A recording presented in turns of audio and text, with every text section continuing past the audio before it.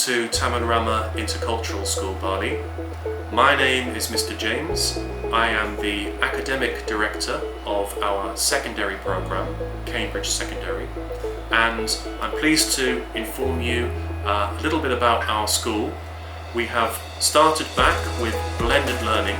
This means that we now have students coming in from Monday to Friday, grades 7 through to 12, but we also have students studying online, so it is a mixed blended program, face-to-face and online students.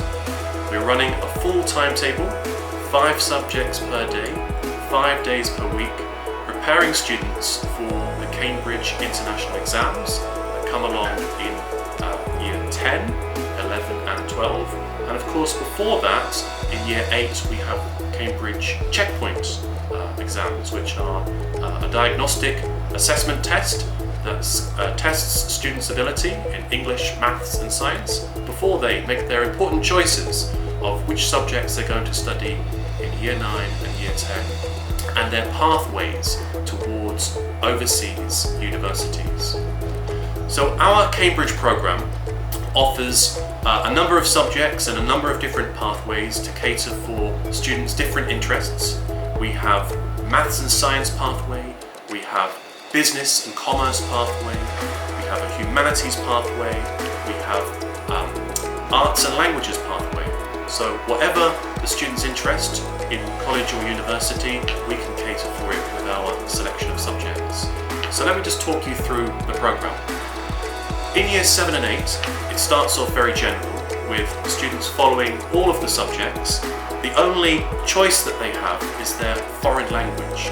Will they study French, Mandarin or Japanese in year 7 and 8? And in that stage of 7 and 8, we're working to develop the key skills in English, mathematics and science. Checkpoint comes along at the end of year 8, and after that students make choices about which subjects they want to continue studying in their year 9 and their year 10, which is the IGCSE years. The International General Certificate of Secondary Education, IGCSE, comes along in year 10. It's an external exam that comes from Cambridge. Exam papers arrive from Cambridge, UK.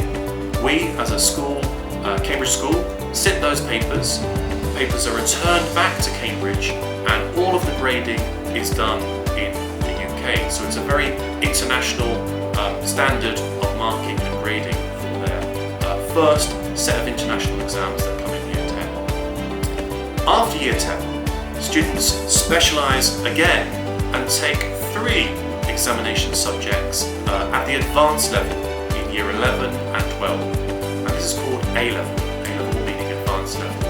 And it's those A-level qualifications, the A-level certificate that comes from Cambridge in year 11 and 12 that universities, overseas universities are expecting for entrance. Of course, for our Indonesian students, we also provide the ijazah at the different stages for students to go to local Indonesian universities. So we offer both opportunities to go to overseas and local domestic Indonesian universities. Let me just talk a little bit about our program of activities. We're now, of course, coming out of lockdown, which is great. We have recently had student elections, very much modelling kind of an American election system with 2 political student parties vying for student presidency, and that's just happened.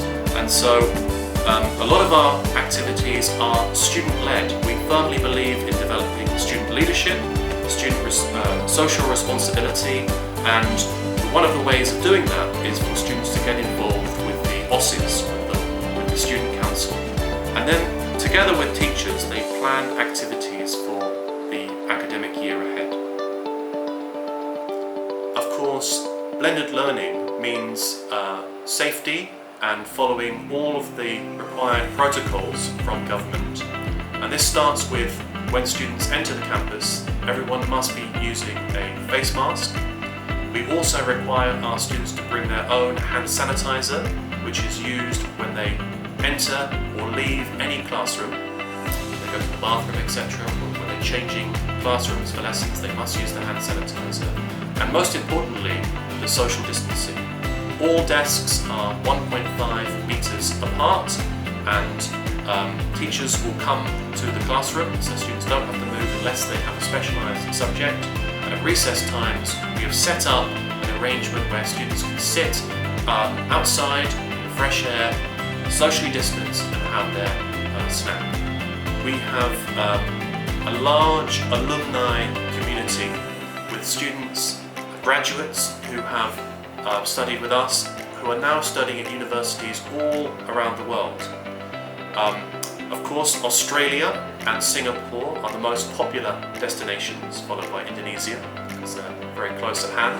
But we also have students studying in America, in Canada, in the UK, in Europe, in Japan, in Korea, in fact all countries around the world. And our growing reputation for our body of alumni students continues to grow each year, of course. And we now have students who are not just doing their bachelor degree or masters, some of them are now starting their PhD, which is great news for us. And those pathways that students create when they go off to those overseas universities really helps the following students come through, because they can find connections and they can learn about the experience of other students.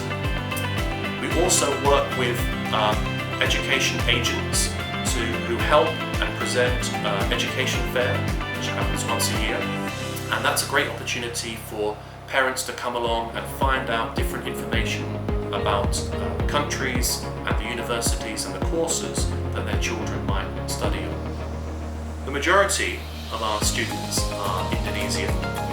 We have students from mixed families, one parent Indonesian, one parent non-Indonesian, for example Australian, British, French.